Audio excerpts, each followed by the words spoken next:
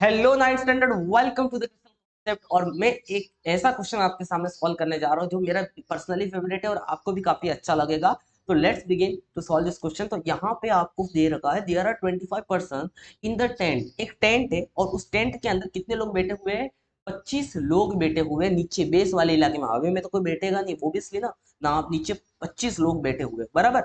Every person needs an area of 4 square metre. और 25 लोग में हर एक इंसान 4 4 स्क्वायर मीटर का एरिया क्या कर रहा है? टेंट का बेस का एरिया कवर कर रहा है, बराबर।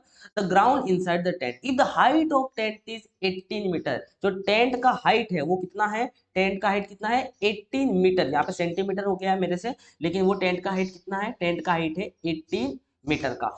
Find the volume of tent. सबसे पहले हम क्या करेंगे? सबसे पहले हम लिखेंगे गिवन डाटा, जिसमें आपको हाइट ऑफ टेंट दे रखा है 18 सेंटीमीटर और area needed by each person.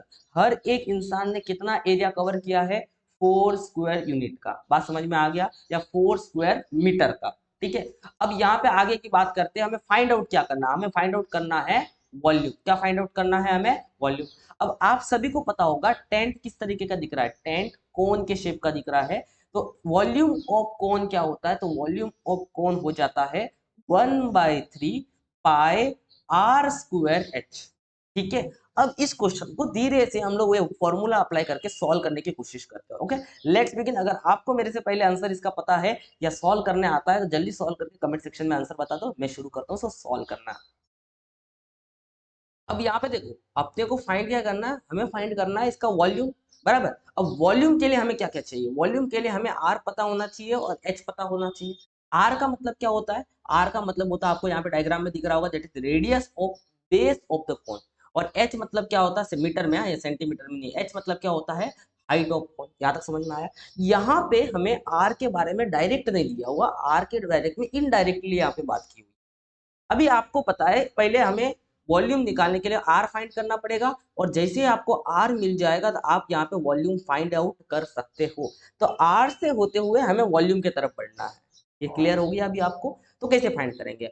आपको पता है ये जो बेस दे रखा है, ये जो बेस है ये कैसा दिख रहा है? सर्कल के जैसा दिख रहा है। तो मैं क्या बोलूंगा कि जो एरिया है, एरिया किसका? एरिया ऑफ बेस है, और जिसका शेप कैसा है? सर्कल के जैसा है। ये जो बेस का एरिया है ये किसने कवर करके रखा है? ये उन 25 लोगों ने कवर किया हुआ है, बराबर ना। तो यहाँ पे हम बोलेंगे which is equals to area cover covered by 25 people. जो बेस का एरिया है वो किसने कवर किया? वो 25 लोगों ने कवर करके रखा है। अब आप बताता, जो एरिया है वो सर्कल के फॉर्म में है, तो आप सभी को पता होगा सर्कल का एरिया क्या होता है? पाई आर का स्क्वायर। और एरिया कवर कितने किया हुआ? 25 लोगों ने। अब मुझे बताओ, 25 लोगों ने एरिया कवर किया, 25 लोगों में से हर एक इंसान कितना एरिया कवर कर रहा है? 4 स्क्वायर मीटर का। तो 25 लोगों ने मिलके कितना एरिया कवर किया होगा? That is 25 × 4। तो क्या मैं बोल सकता हूं जो 25 लोगों ने एरिया कवर किया है वो मेरे सर्कल के एरिया के बराबर होगा? क्योंकि वो सारे के सारे 25 लोग, वो सारे के सारे 25 लोग कहाँ पे बैठे हुए हैं? वो सारे के सारे 25 लोग इस वाले बेस वाले इलाके में बैठे हुए, नीचे वाले इलाके में बैठे हुए। Is it clear? Very good, शाबाश। अब तो क्या करेंगे? ये जो पाई दिख रहा है यहाँ पे मल्टीप्लाई में, इक्वल टू के इधर आके क्या हो जाएगा? इक्वल टू के इधर हो जाएगा डिवाइड। सही बात है कि नहीं? अब आप लोग क्या करते हो? बड़ी घाई करते हो। क्या इस क्वेश्चन में हमें आर निकालने बोला है? नहीं। हमें इस क्वेश्चन में क्या निकालने बोला है? हमें इस क्वेश्चन में वॉल्यूम निकालने बोला है। तो यहाँ पे आपको स्क्वायर रूट लेने की कोई भी जरूरत नहीं है। मैं समझाऊंगा क्यों नहीं लेना है, मैं समझाऊंगा इसको, और आपके कॉन्सेप्ट यहाँ पे क्लियर हो जाएंगे, क्योंकि हम लोग बहुत सारा समय बिना मतलब की कैलकुलेशन करने में बर्बाद करते हैं। हमें फाइंड क्या करना है? हमारा टारगेट तो वॉल्यूम फाइंड करना है। तो यहाँ पे आपको आर अलग से निकालने की जरूरत नहीं। चलो अब हम शायद शुरुआत करते हैं वॉल्यूम ऑफ कॉन निकालने, किसी को शुरुआत करते हैं वॉल्यूम ऑफ कॉन निकालने की। अब आप बताओ वॉल्यूम ऑफ कॉन का फॉर्मूला क्या होता है? अभी हमने पढ़ा। तो volume of cone is nothing but 1/3 pi r square × h। सही बात है कि नहीं?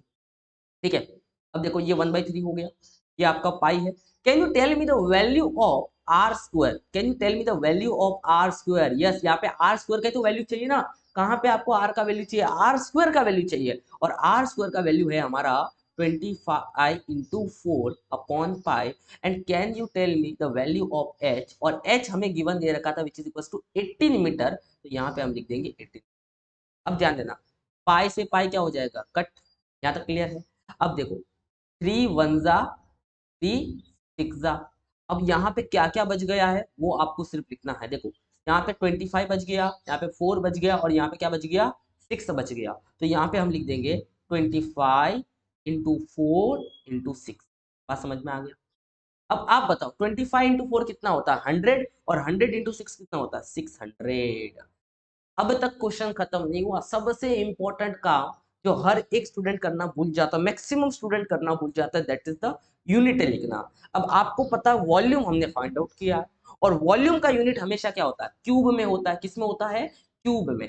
तो आपको यहाँ पे लेंथ का बेसिक यूनिट ढूंढना पड़ेगा। तो लेंथ का बेसिक यूनिट देखो यहाँ पे मीटर दे रखा है, हर जगह क्या दे रखा है, मीटर। तो यहाँ पे वॉल्यूम का यूनिट हो जाएगा मीटर का क्यूब, भूलना नहीं, मीटर का क्यूब।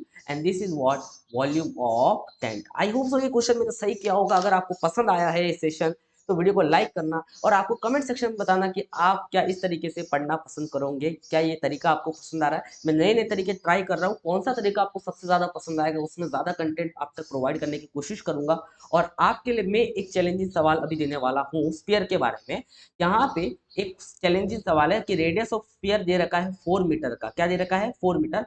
आपको फाइंड आउट करके बताना है कमेंट सेक्शन में उसका वॉल्यूम। रेडियस आपको दे रखा है 4 metre, and this is your challenge number 1, जिसका आंसर आप बताने वाले हो कमेंट सेक्शन में। स्पीयर का रेडियस है 4 मीटर और वॉल्यूम दे रखा है, वो फाइंड आउट करना। और इंपॉर्टेंट बात, अगर इस सेशन के एंड तक पहुंचे हो तो आप सबसे मैं एक बात बताना चाहूंगा कि क्रिस्टल कॉन्सेप्ट के इस चैनल पे मैंने बहुत सारे क्वेश्चन पेपर सॉल्व करके अपलोड किए, करेक्ट है। बहुत सारे स्टूडेंट का ये प्रॉब्लम होता है कि वो कंप्लीटली डिपेंडेंट होते हैं मेरे अपलोड किए हुए क्वेश्चन पेपर पे, और जब उनमें से कुछ आता नहीं है तो फिर आके कमेंट सेक्शन में बताते हैं ये पेपर तो फेक है। देखो मेरा मकसद हर एक क्वेश्चन पेपर के अपलोड करने के पीछे का हमेशा ये रहता है कि आप उसको अपने एग्जाम्स के लिए प्रैक्टिस करके जाओ, क्योंकि जितना आप प्रैक्टिस करोगे आपका जो कंटेंट है, आपका जो नॉलेज है वो एक्सपांड होगा, और किसी भी टाइप का क्वेश्चन आ पाएगा तो आप उसको चैलेंज के साथ में फेस कर पाओगे। That's is my complete motto, या you can say that and motto. So please do not depend on that question paper guys. हाँ, मैं इतना गारंटी देता हूँ जितने क्वेश्चन पेपर अपलोड किए अगर आप सारे करके जाते हो तो 20 से 50% तक क्वेश्चंस रिपीट होते हैं। ओके, आई होप सो इस सेशन आपको पसंद आया होगा। ऑल द बेस्ट, एक्सप्लोर करते रहो, अच्छे से पढ़ते रहो, सीखते रहो। Thank you so much for watching.